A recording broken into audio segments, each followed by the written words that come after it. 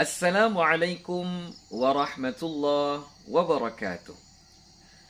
Sahabat-sahabat Al-Quran, insya-Allah pada video kali ini kita akan membahas tentang ad-dhamair, ya, atau dhamir-dhamir.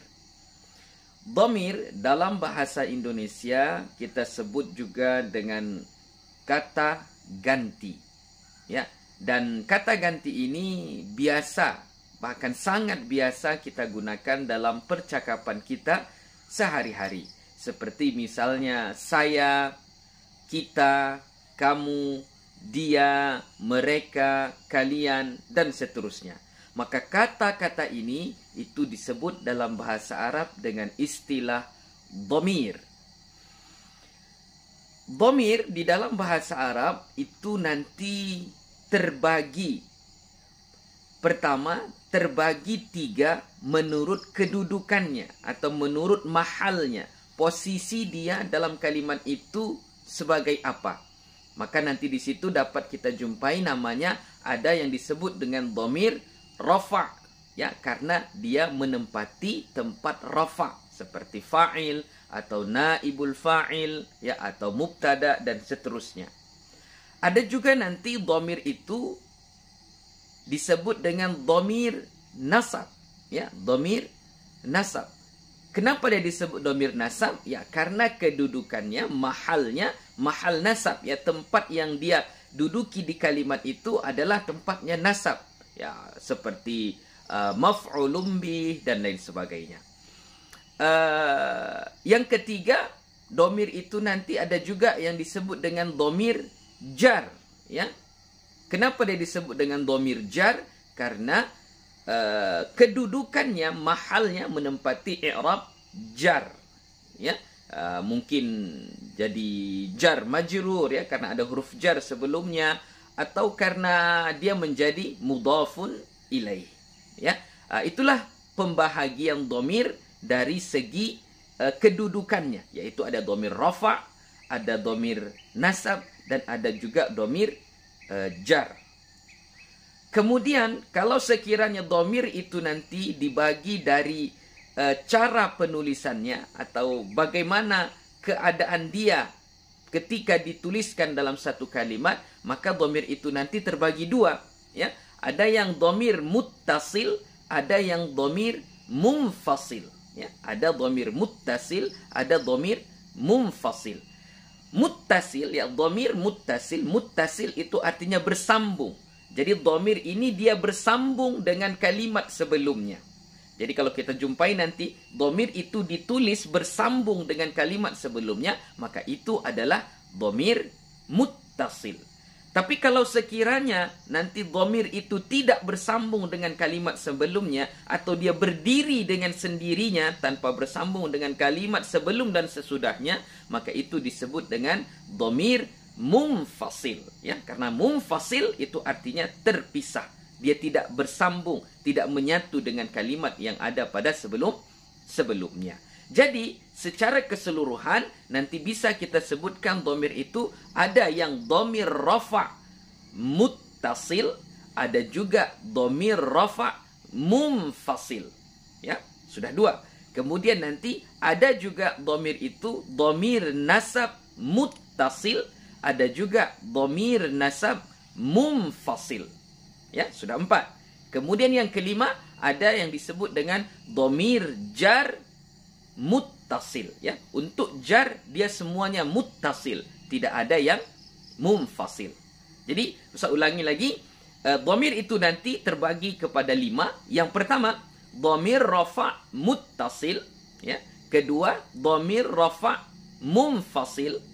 Ketiga dhamir nasab muttasil. Keempat dhamir nasab munfasil. Kelima dhamir jar muttasil. Okey, untuk contoh-contohnya dan detailnya semuanya nanti akan saya buatkan videonya satu-satu, karena kalau kita buat di sini semuanya nanti jadi terlalu panjang, ya. Jadi makanya kita buat satu persatu. Jadi pada video ini kita fokus kepada pembahagian, definisi, dan mungkin sedikit contohnya. Okey, Ustaz akan kasih sedikit contohnya.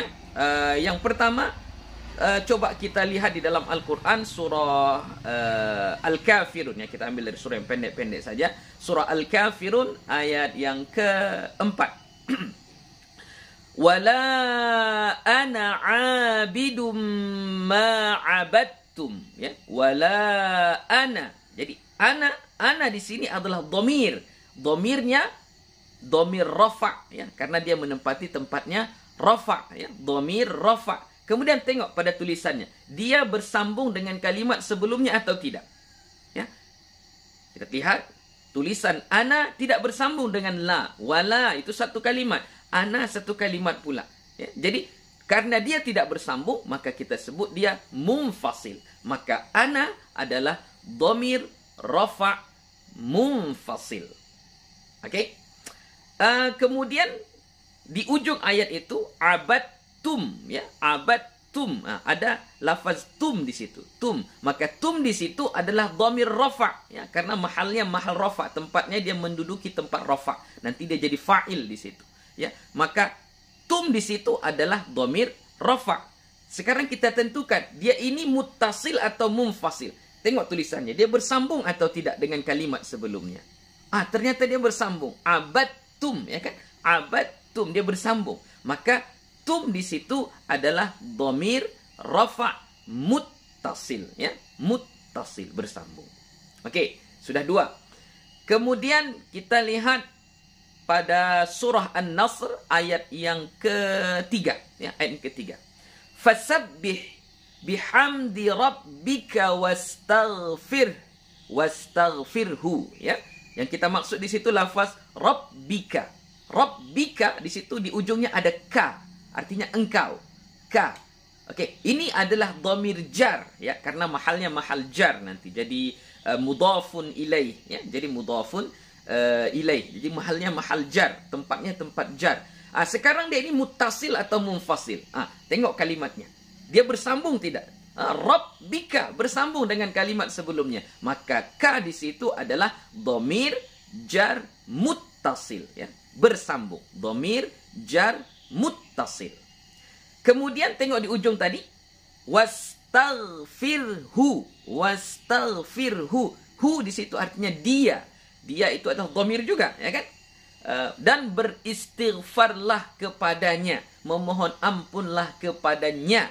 Nya di situ adalah dhamir. Maka di situ nanti dia mahalnya nasab karena menjadi maf'ulun bih, ya. Jadi dhamir nasab. Apakah dia muttasil atau munfasil? Tengok tulisannya. Wastaghfirhu. Dia bersambung, dia ada pada satu kalimat. Maka karena dia bersambung dengan kalimat sebelumnya, maka kita sebut dia dhamir nasab muttasil, ya. Jadi sudah 4, ya.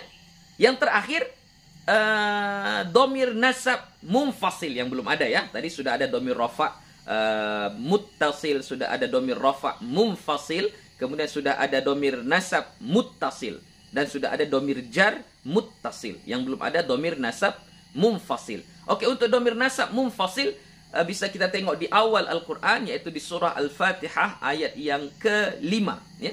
Iyyaka na'budu. Iyyaka na'budu wa iyyaka nasta'in. Yang kita maksud di situ iyyaka, engkau. Jadi iyyaka di situ dhamir. Itu mahalnya mahal nasab, ya. Karena menjadi maf'ul muqaddam nanti, ya. Jadi maf'ulun bih. Tapi didahulukan, ya. Didahulukan dari fi'ilnya. Jadi dia muqaddam. Jadi di situ iyyaka dhamir nasab. Dia apakah muttasil atau munfasil? Tengok kalimatnya. Adakah dia berdiri sendiri atau bersambung dengan kalimat sebelumnya? Oh, ternyata tidak. Kenapa? Karena dia di awal kalimat, ya. Maka iyyaka adalah dhamir nasab munfasil. Okey? Sudah? Itulah tadi pengertian, pembahagian dan contoh-contoh dhamir, ya. Saya ulangi secara ringkas. Pertama, dhamir itu adalah ganti, kata ganti. Kedua, dhamir itu terbahagi kepada 5. Pertama, dhamir rafa muttasil, dhamir rafa munfasil, dhamir nasab muttasil, dhamir nasab munfasil, dan dhamir jar muttasil, ya. Dhamir muttasil disebut bersambung ya, karena tulisannya bersambung dengan kalimat sebelumnya. Adapun munfasil itu terpisah, dia tidak menyambung dengan kalimat yang ada pada sebelumnya. Ustaz rasa untuk video kali ini cukup sampai di sini saja. Semoga bermanfaat. Mohon maaf atas segala kekurangan dan kekhilafan. Wassalamualaikum warahmatullahi wabarakatuh.